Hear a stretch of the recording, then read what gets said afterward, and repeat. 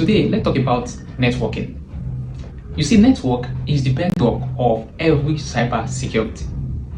You need to understand what network is so that you'll be able to understand the kind of attack and the kind of defense you are going to implement.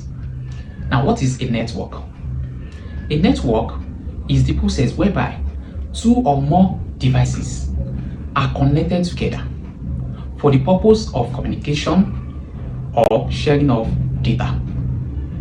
So, when your phone now is connected to your laptop, and when your laptop, you use it to log into a website and you make a request to the server of that website, or when the server of one website is connected to the server of another website, that is what we call networking. So networking is just the communication between two or more devices.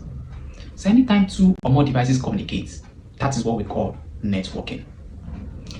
Within our vicinity, we communicate every day, right? You communicate with your neighbor communicates with you. That's what we call networking. Now let's go to the types of networking that we have.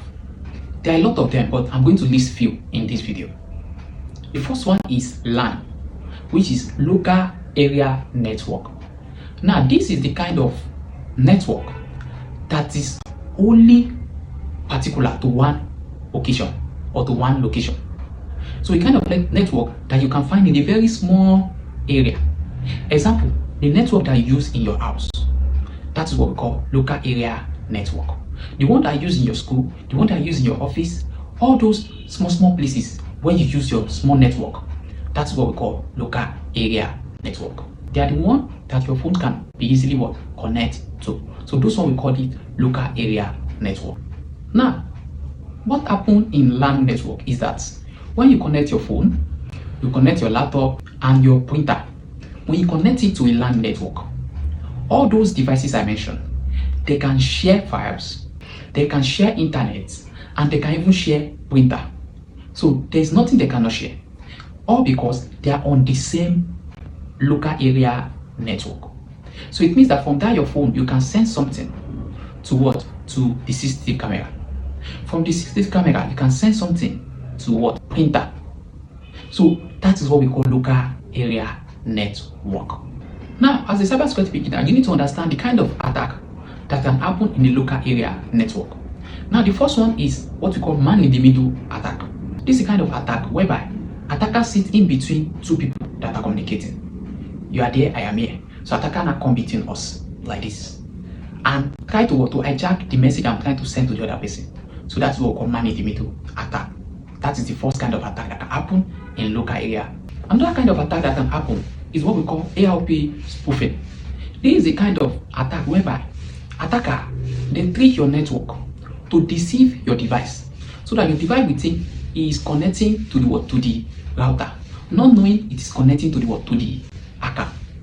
The purpose of doing this is so that they can actually give you a bad information, so that they can create a hole for you to come in and they can send you a bad information or trick you to download bad thing. The third type of attack that they can do is what we call sniffing, and this is always done using Wireshark. Attacker can set up a free Wi-Fi in a restaurant, and you feel like, oh, this is a free Wi-Fi, let me connect to it. The moment you connect to it, they sniff whatever kind of packet you are sending.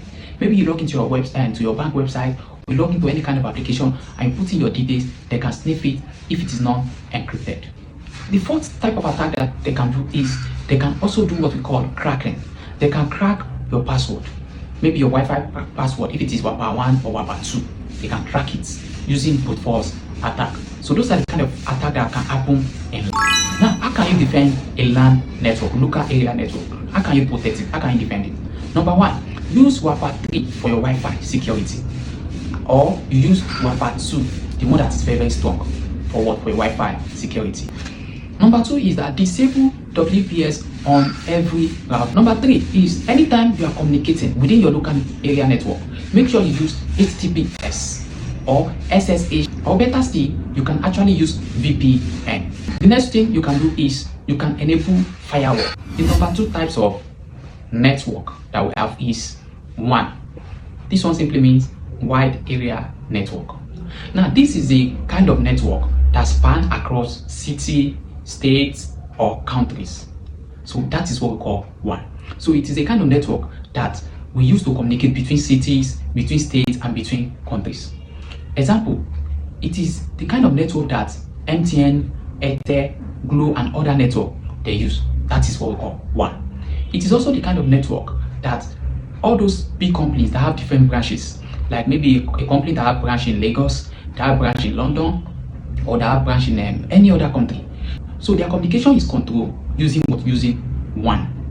Another example is all those ATM that you see, all those ATM machines that you see in those different places. They were able to communicate with the what? The headquarter using the what? Using the ability of what we call WAN network. So that is what we call WAN. So WAN just deal with a wide, you understand, a wider area network, like broader compared to LAN. LAN is just for small area, while WAN is for what? Is for wide area, a bigger space. Now, most WAN use fiber optics to communicate. They use satellite to communicate, and they use microwave links to communicate. So that is where those ones communicate, because they travel at a very long distance compared to LAN that is just for short distance. Now, how can attack happen in wide area network?